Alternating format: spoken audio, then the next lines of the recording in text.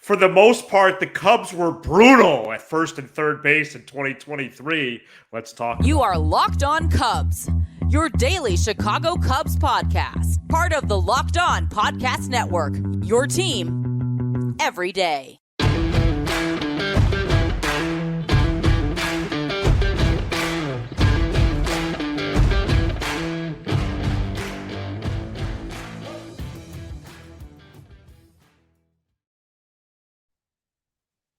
You are Locked On Cubs, part of the Locked On Podcast Network. Your team every day. Alongside Sam Olber, I'm Matt Cozy. Please support the show by following on your preferred audio platform, and you can watch, subscribe, and leave a comment on YouTube. Thanks so much for making us your first listen. Sam and I are lifelong fans, taking our passion into discussion with you on all things Cubs. Today's Wednesday episode is presented by FanDuel. Make every moment more with FanDuel. Right now, new customers can bet $5 and get $200 in bonus bets guaranteed. Visit FanDuel.com/lockedon to get started. Well, perhaps a little more aggressive of a cold open than it needed to be, but that's how I feel about the corner infield for the Cubs in 2023, as it proved to be severely lacking in production, both offensively and defensively. Sam, we're going to break down a lot of these individuals because there was a lot of them for both of these spots. And then later in the show, we'll get to some targets and some ideas for this upcoming season. Okay. How you doing? Oh, all right. I would categorize myself as not bad. I would say I'm not bad. A lot going on. No, I'm just going to finish real quick. A lot going on in the I'm just messing around. A lot going on in the sporting world on this Tuesday evening. Of course, Game 7 between the Phillies and the Snakes, and then the debut of the National Basketball Association. So, a lot going on. And I would just say this. I want to be very clear about the corner spots. And you have your process and I have mine. That's what makes this a show. It's a team show. I will not be giving this position group a break and counting Cody Bellinger towards a first baseman, because that's not what they intended going into the season. Just because Mike Tauchman came in and played good ball and Bellinger then was able to fill in at first base does not mean that they get, because we use Bellinger already as part of the center field. That's not right. We're not, or I shouldn't say. Oh, we did. You could do whatever you want. I will be grading Hosmer, Mancini, Mervis, Jared Young, Madrigal, Morel, Mastrobuoni, Rios. All these guys, man. And let me tell you, it's not a good grade. Well, the only person that stepped up at first or third was Nick Madrigal. Yeah. He proved he could play third base in the major leagues. At the plate, he's still a mixed bag, and that's putting it lightly. Finished with a 263 average, OBP of 311, but defensively he held it down for the most part. I would argue he's a solid bag of what you're going to get, like some sort of like vegetable, because he helps Carrots, perhaps. Yeah, he helps a little bit, but there's just not a lot there. Yeah.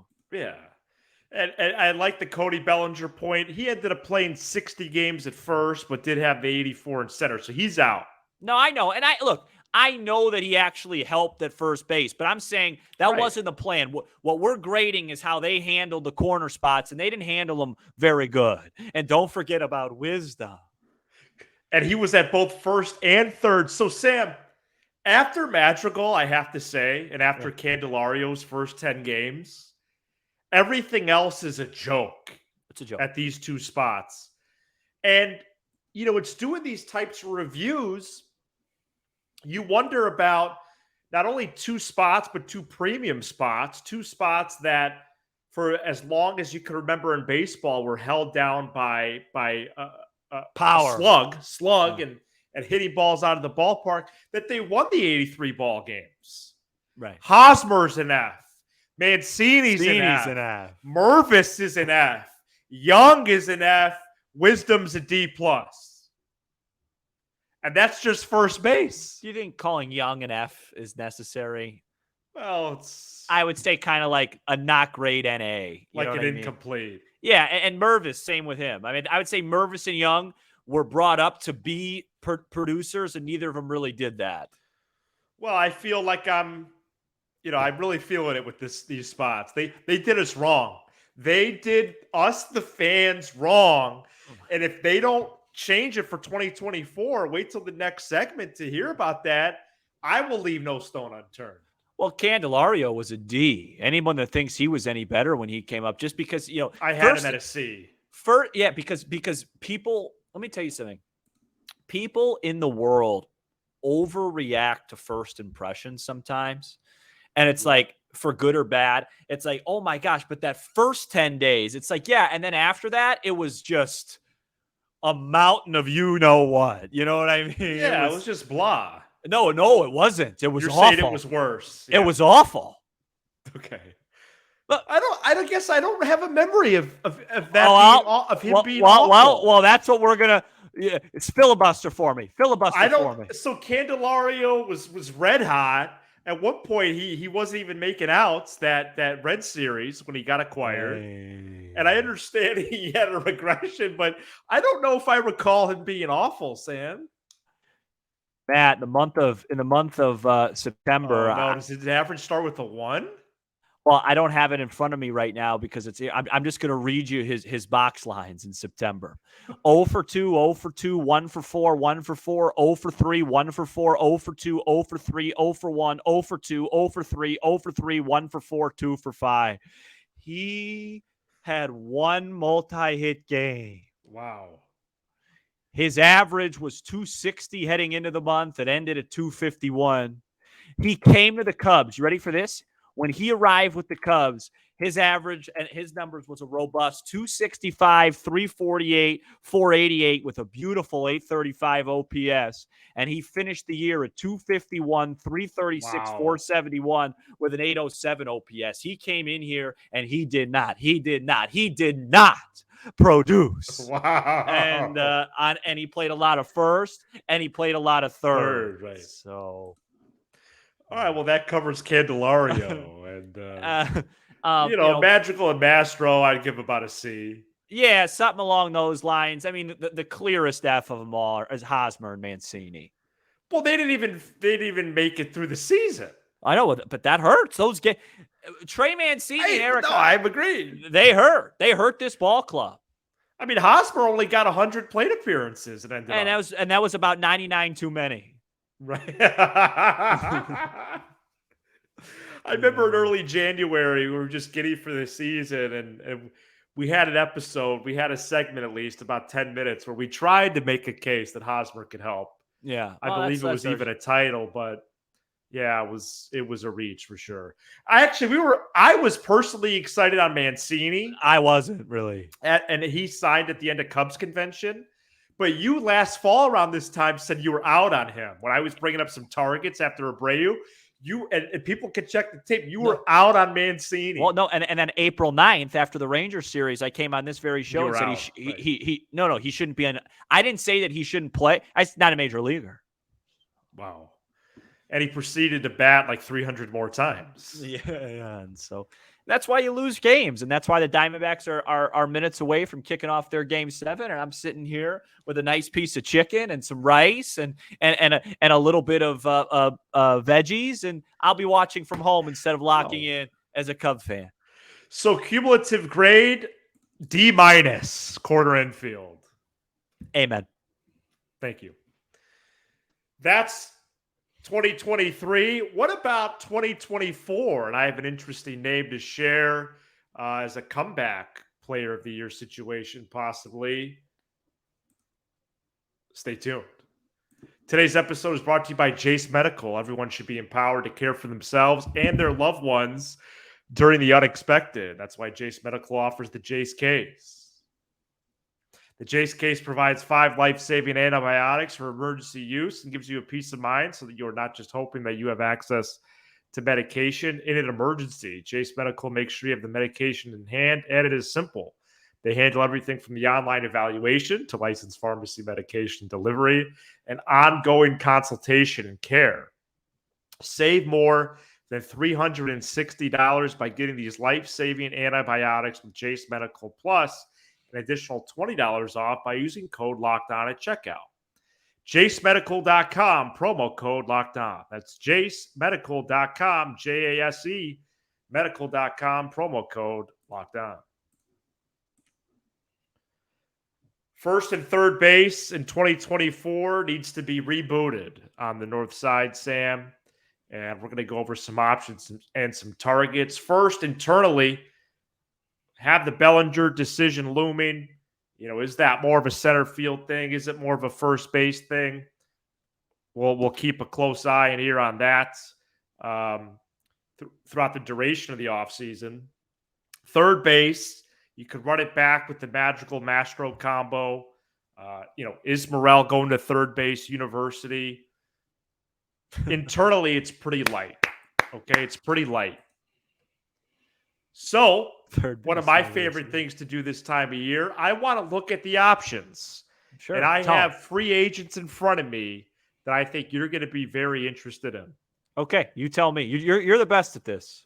First base, the Cubs should target Rhys Hoskins. Oh, wow. Helped lead the Phillies to the 2022 World Series.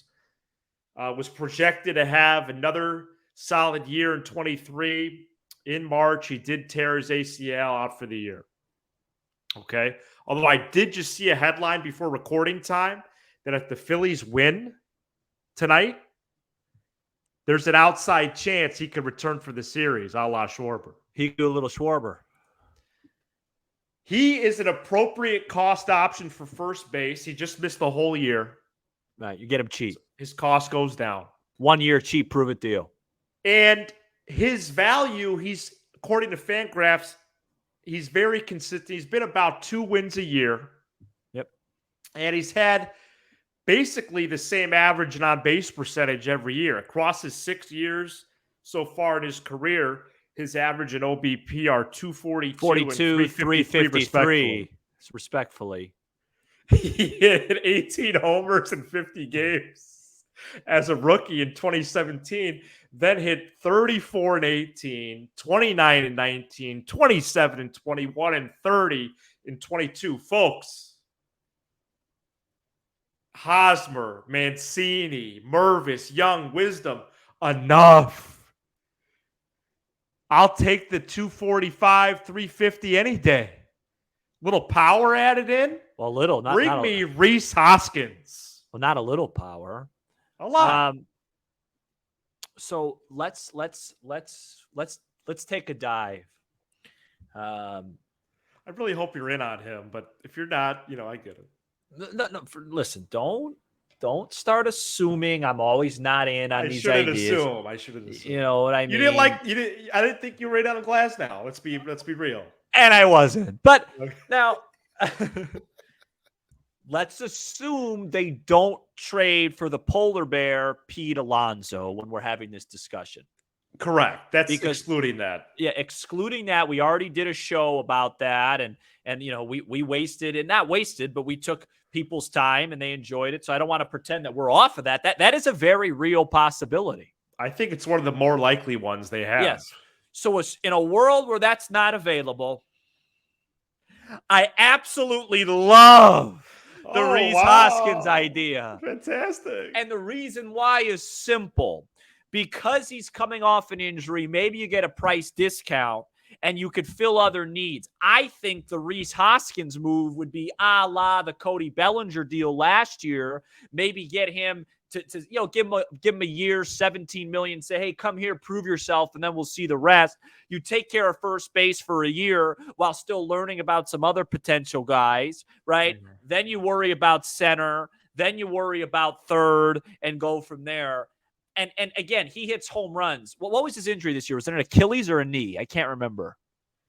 Well, I thought it was an ACL. Yeah, okay, and a knee. It was a knee. Yeah. So that's not really going to affect him. He's not a speed guy, right? I mean, what he does is hit the ball out of the ballpark, and that, it doesn't matter what knee he has. He'll be able to do that. Mm-hmm. I think it's a very interesting idea. I think it's a very Cub idea. I think the fans in here that will comment will say, you guys are thinking very small markety again. Why not just go get a big fish? But you can't have all big fishes or you're not going to feel well. You have to eat light sometimes.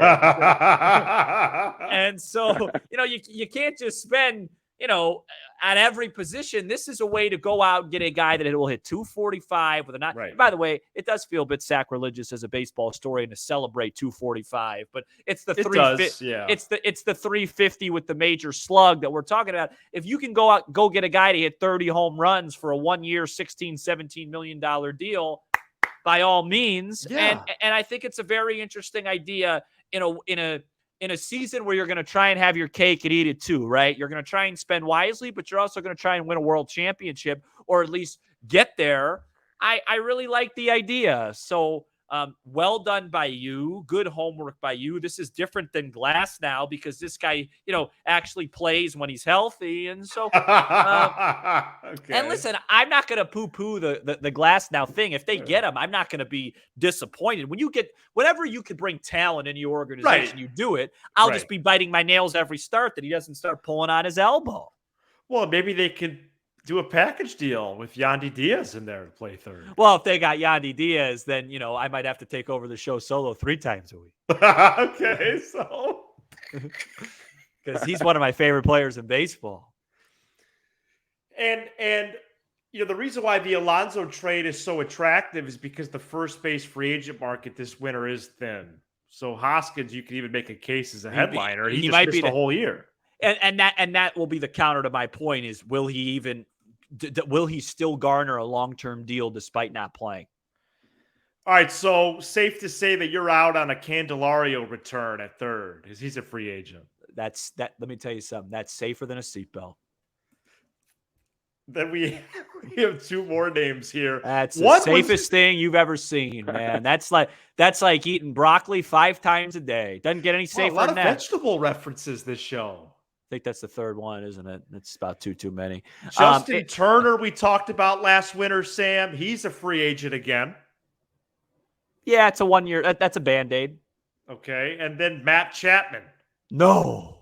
Who was awful this past year. I was in on him at the beginning of the year because of the defensive upside, thinking about him at third with Swanson and Horner. There's so much gold here. I'm really out of references. You could make jewelry out of it. Yeah, you could make jewelry, or I was going to make a gold member reference from Austin Powers. What a film. All right, let's move on to that one then. But Chapman forgot that offense is a part of the thing, and we've already seen that movie before on the left side. Oh my gosh, he was really bad. And so those are the options. And so I think the Cubs would be wise to be out on Chapman, Turner a possibility, Hoskins a possibility. Let's go with. Otherwise, they're gonna have to make a trade or see about Morel. Well, there's trades there. Let's go with Madrigal and Mastro at third. A friend of the show. Hoskins at first. Bellinger in center, and then they somehow, some way trade for Juan Soto. That's a great lineup. And then all of a sudden, Murderer's Row is back. Well, I'll start making that lineup. It's on the north side. And is that with Happ and Suzuki still on the club? Well, I think one of them would probably have to depart. In the Padres deal. Yeah, I think so. Yeah. I think so. And I'd be fine with that. Like maybe that deal looks like something like, I really don't want to let Suzuki go, but I know he'd be more willing to go to San Diego probably than Happ. Right. I even remember Happ talking about on his pod one time, like how weird the West Coast games are to him. And Happ's got the full no trade. Right. But it's like, just on paper, that deal would make so much sense. Like Happ and Canario and maybe a lower level pitcher prospect. And then we take on Soto's thing. I don't know. Right. No, that he's the one dude I really want the Cubs to get this offseason. Well, I would like Alonso brings me the feels too. Not but not as much as Soto. No, they're two different caliber of players. But still, like if they got Pete Alonso, I'm not going to be like, oh, cool. Like if I'm it's a charged up move. No. Pete Alonso is one of those things where when you find out they get him, you drive home wherever you're at and you do a live show, and that includes your wedding. That includes your wedding. Correct. If we find out Pete Alonso or Juan Soto's on the Cubs, because that's very possible No, when that it happens. is. Yeah. We, with all due respect, I'll bring like a portable mic and we'll be doing a show. That would be good. That'd be great. So, sorry, Kira. Straight ahead, let's do some more trivia. This time, the opening day starter version that we teased last week. Oh, not this again.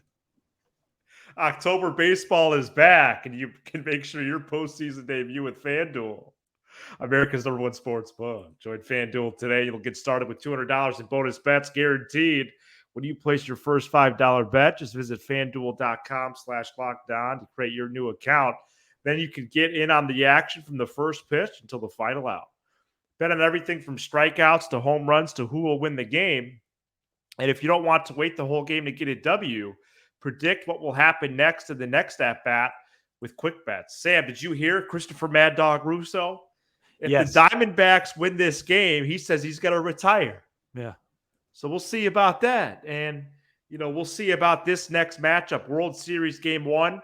7:03 Central this Friday. 7:03, did you say? 7:03 p.m. Central this Friday. Okay. Step up to the plate this postseason with $200 in bonus bets guaranteed. Make every moment more with FanDuel, official sports betting partner of the Locked On Podcast Network and Major League Baseball. All right, Sam. So I have first base and third base opening day starters. For this last period of time. Please don't type anything. Please don't type. Are you insane? Don't type anything on your machine there. Are you insane? Okay, so we're going to list a few years and positions. I thought you meant opening day starters for baseball, and I was like, we already did that. We're doing it for positions, I mean for pitchers. Hey, who was the first baseman opening day 2010? So 2011. A little bit of a trick question. Yeah, that's all right. So 2011 was Carlos Pena. I know that. Wow. And 2012 was LaHair. But those aren't the question. The 2010, just give me a second. Yeah, and it's not multiple choice, is it? No. Okay. 2000, you said kind of a trick question, so that kind of messes with my head. Well, wait. Derek Lee. It was, yeah. Okay. I didn't realize he went all the way through 2010. Well, no, and then they traded him, I think, halfway through 2010 to the Atlanta Braves. That's true. So, listen, you already got ahead of me a little bit. So, Pena was 2011, but 2012 was actually this person. Oh, it's not Brian LaHair. No. This is one of the wildest ones ever. Was it Jeff Baker? It was. Yeah. Well, okay, so can I just answer that? Yeah. If somebody wants to look that up, the Cubs probably opening day 2012 probably faced a left-handed pitcher. So Brian LaHair probably wasn't the opening day starter. They were platooning because that was a Jeff Baker platoon. That's all. And he wasn't actually the opening day starter. That was LaHair's job in 2012. Remember? He won the starter's job, but didn't start the first game. Exactly. Okay. I think that's what that was. Who opened 2001 at first? You would have been pretty young for this. No, they traded for Fred McGriff. That summer they did, right? Yeah. No, I didn't guess that. Let me know if you want any hints. Wasn't Grace. No.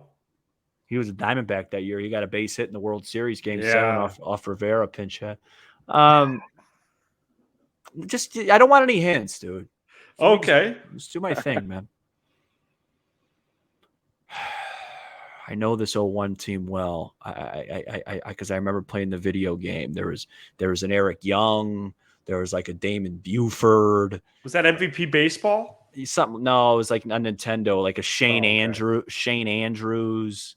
I think he was playing third for that team. Gerard,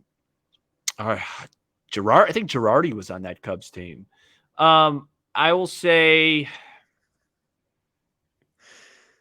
is it Glenn Allen Hill? Matt Stairs. Oh, he started opening day? Yeah. And then finally, I got two more. Really? I wouldn't have even come close to that. I would Third have never base got there. in 2003. It ended with Aram, but it started with. Yeah. Right. It ended with Aramis. I really enjoy these trivia segments, man. It ended with Aramis, and which means it was a weak position. Correct. Not a great player. Give me a hint. Well, Grudzelanek was playing second. Alex Gonzalez was playing short. Who else was on that team? Damian Miller was catching on that team. He never played third. Switch hitter.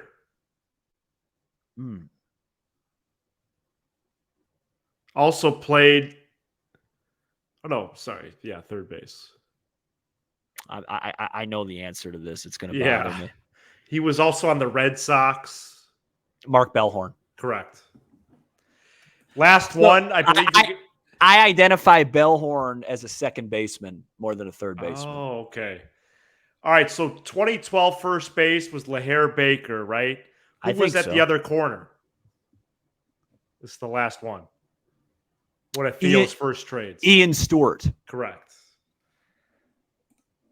Thank you so much for checking out this edition of Locked On Cubs. For Thursday's episode, we're going to discuss the Cubs' interest in a pair of Japanese imports, Yamamoto and Matsui, a starter and reliever respectively. We're going to explore the possibility of them on the north side for the first time.